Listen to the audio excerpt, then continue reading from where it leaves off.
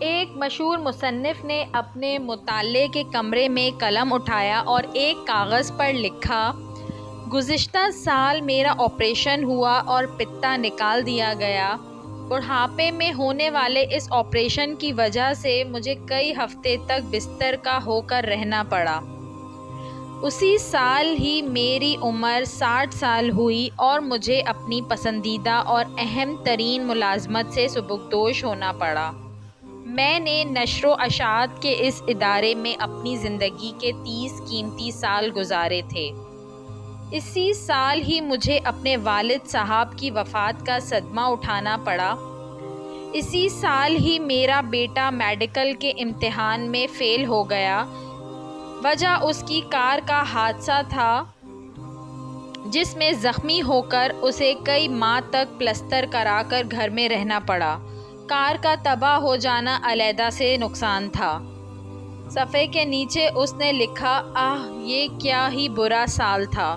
مصنف کی بیوی کمرے میں داخل ہوئی تو دیکھا کہ اس کا خاوند غمزدہ چہرے کے ساتھ خاموش بیٹھا خلاؤں میں گھور رہا تھا۔ اس نے خاوند کی پشت کے پیچھے کھڑے کھڑے ہی کاغذ پر یہ سب کچھ لکھا دیکھ لیا۔ خاوند کو اس کے حال پر چھوڑ کر خاموشی سے باہر نکل گئی۔ کچھ دیر بعد واپس کمرے میں لوٹی تو اس نے ایک کاغذ تھام رکھا تھا جسے لا کر اس نے خاموشی سے خاوند کے لکھے کاغذ کے برابر رکھ دیا۔ خاوند نے کاغذ دیکھا تو اس پر لکھا تھا، گزشتہ سال میں آخر کار مجھے اپنے پتے کے درد سے نجات مل گئی جس سے میں سالوں قرب میں مبتلا رہا۔ میں اپنی پوری صحت مندی اور سلامتی کے ساتھ 60 سال کا ہو گیا۔ سالوں کی ریاضت کے بعد مجھے اپنی ملازمت سے ریٹائرمنٹ ملی ہے تو میں مکمل یکسوئی اور راحت کے ساتھ اپنا وقت کچھ بہتر لکھنے کے لیے استعمال کر سکوں گا۔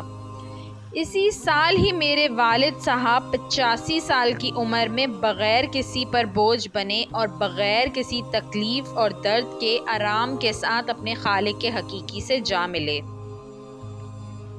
اسی سال اللہ تعالیٰ نے میرے بیٹے کو ایک نئی زندگی عطا فرمائی اور ایسے حادثے میں جس میں فولادی کار تباہ ہو گئی تھی مگر میرا بیٹا کسی معذوری سے بچ کر زندہ سلامت رہا۔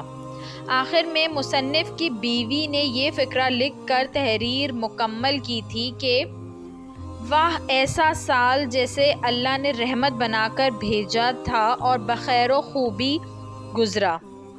ملاحظہ کیجئے بالکل وہی حوادث اور بالکل وہی احوال لیکن ایک مختلف نقطہ نظر سے۔